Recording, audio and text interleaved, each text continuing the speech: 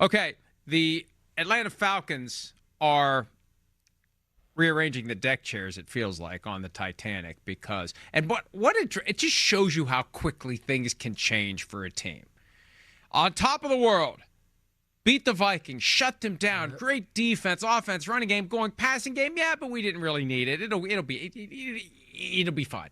And then they go to Carolina and they get completely splattered. I mean, if somebody had told me on Friday, hey, the final score of the Panthers-Falcons game is going to be 30-0, I would have written a pretty big check if I were one to wagering that would be the Falcons on the right end of it, because the Panthers aren't going to win that game 30-0. No way. So look what happens. Boom. Right away. Zach Robinson, offensive coordinator, moving from the booth down to the sideline. Oh, yeah, that'll fix it. And then Ike Hilliard, receivers coach, he's out. TJ Yates has taken over his duties. It just feels like a reaction. I don't know if it's an overreaction. Maybe the overreaction would have been to just fire Raheem Morris. I don't know how upset Arthur Blank was after that game. But, this is the problem with fixing the expectations of the owner. You have a great game on a Sunday night, and everything's great now, and we're on our way, and it's all working, and all this stuff we've done, the $90 million we paid to Kirk Cousins, it ultimately didn't do anything for us. It's all fine. It's all working. And then you go to face a division rival of a downtrodden team with an owner who has a reputation for throwing drinks when he's upset, and not a reputation. He did it. He did it once. He did it. He did it one time. That's a fact. But Arthur Blank had to be throwing drinks or something else, throwing bricks on Monday, because we see tangible things happen.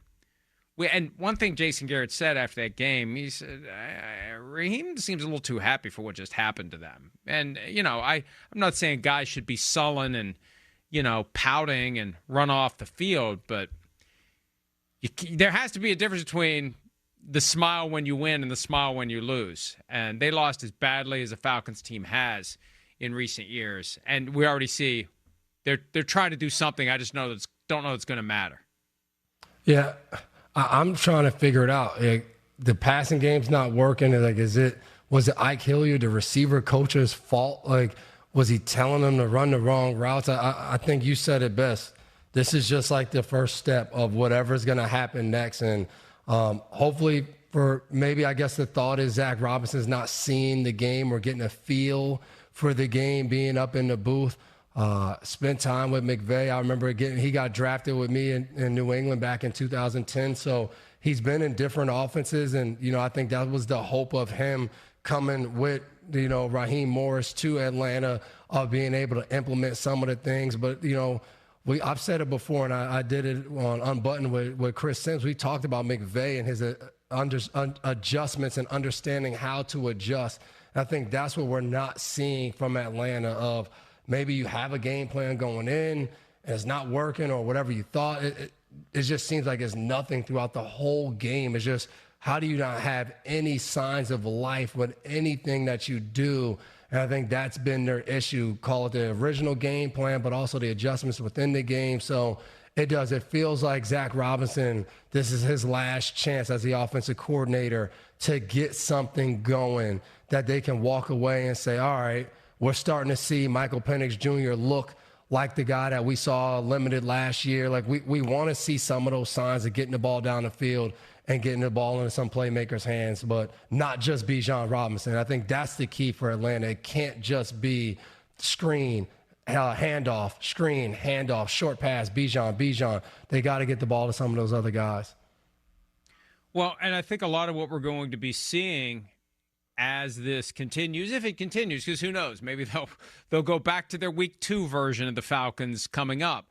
But if the bad performances build up, it'll be anybody other than the quarterback. It's kind of the Tua Tagovailoa impact. We have a lot invested in making this guy good, so if he's not, it can't be him. And I'm not saying Michael Penix isn't good. All I'm saying is something's missing. And when you look at the $90 million diversion, that had no one thinking they were going to take Penix with the 8th overall pick. Not that they planned it that way. I just think they signed Kirk Cousins and then they fell in love with Michael Penix, and it made it easier to get Penix at 8 when no one thought they were going to take him because they gave $90 million fully guaranteed to Kirk Cousins. But you got that. So you got all that buildup, all that extra pressure on Penix and pressure on the team to get the most out of Penix. So it's the receiver coach's fault. And then it's going to be Zach Robinson's fault. And we'll get a different offensive coordinator to come and get the most out of Penix. And I don't know how much pressure's on Raheem Morris. This year, it's only his second season on the job. But by next year, he's going to be ultra hot seat. Hey, maybe they fire him after this year and they do what they should have done last year, hire Bill Belichick. Boy, that'll be not that they would. But remember, Belichick wanted that job. Belichick, I think, thought he was getting that job. And they went with Raheem, and it seemed like the right thing to do. But this quarterback situation has been a problem. And if they can't win games, it's only going to get worse. Hi, it's Mike Florio. Thanks for watching PFT on YouTube. Hit subscribe for the latest news and analysis from Pro Football Talk.